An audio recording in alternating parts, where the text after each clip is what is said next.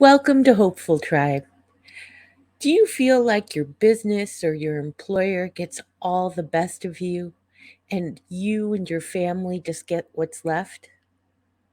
Stick around. We're going to talk about how to trade your work ethic for a worth ethic. That's right. We're going to talk about how to trade your work ethic in for a worth ethic. I want to talk about how you can be loyal to yourself because neither your business and certainly not your job own you. You are a human being, not a human doing. Hi, my name is Sue and I'm a recovering workaholic. Thanks for letting me speak today. I was born into an immigrant family in Chicago. My mom was a doctor and my dad was a lawyer, and they were living the American dream. I was raised in an Irish Catholic neighborhood. I was the darkest person in the neighborhood, so while I was riding my bike around the neighborhood, people would throw rocks at me and call me the N word. When I went home crying, my mom would clean up my wounds and tell me, "When your skin is brown in America, you must do better than your best." So I grew up feeling like not only was working hard a virtue, but also a necessity for survival. My mom was an excellent extreme work ethic role model.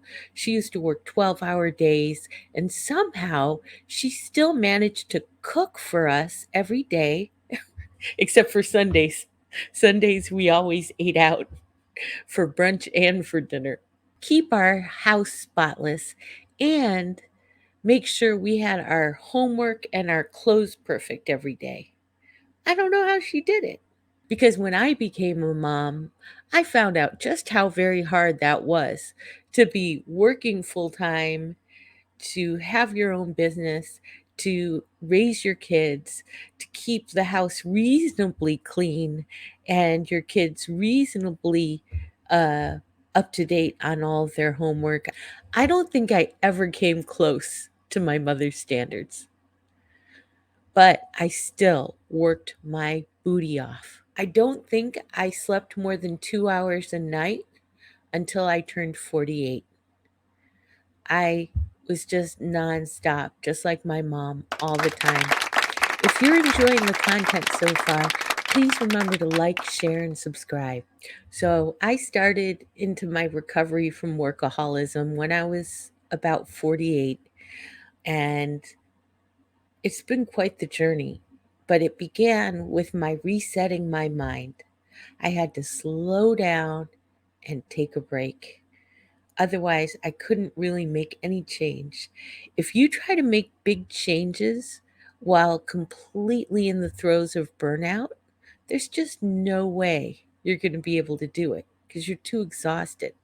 So, first things first, reset your mind with what I call a reset retreat, which is a break of at least 2 weeks so that you can just rest and have time to relax and reset your mind to a more functional state. If you don't have the funds to take a 2 week break, uh, if you don't have the vacation time, you might need some ramp up time to figure out how to get it, but prioritize it because without that significant break, you're not going to be able to break out of the cycle of an extreme work ethic. Prioritize your health. Your health should be your first priority. And I'm not just talking about your body's health, I'm talking body, mind, and spirit. If you're not feeling 100% in your mind, body, and spirit, then you're not well. And they are all interconnected. I know it sounds a little woo woo, but they really are. There's plenty of scientific research out there that you can Google that shows the connection between the mind and body and spirit. And do a little bit of Dr. Googling and you'll know it's true. So, all of these parts of you need care, and you are worthy of that care. If you don't feel like you're worthy of that care, just pretend you are until you believe it. Your body, mind, and spirit are going to encourage you. Once you start being kinder to them, they're going to encourage you along the way. Good job. You're doing it. Or if you don't do it, they're going to start fighting with you. Oh, hmm. Oh, you don't think you need sleep, huh? Oh, well, bet you can't find your keys. Stay accountable to yourself. Let's say you've decided to prioritize your physical health by eating well and exercising daily. Okay, those are great goals.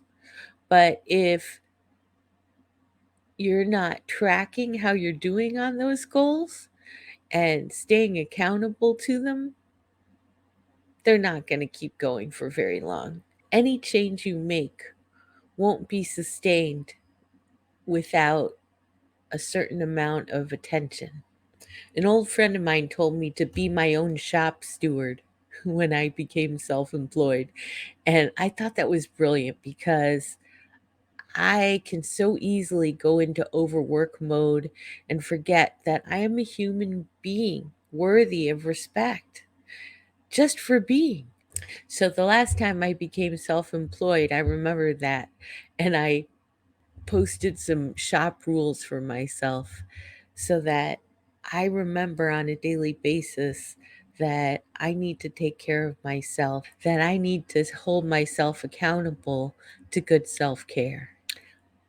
You are worthy, period.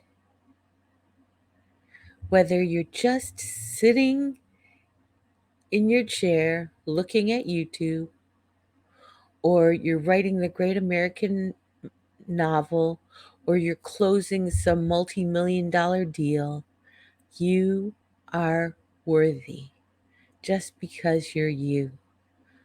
You are a human being, not a human doing. Please be loyal to yourself.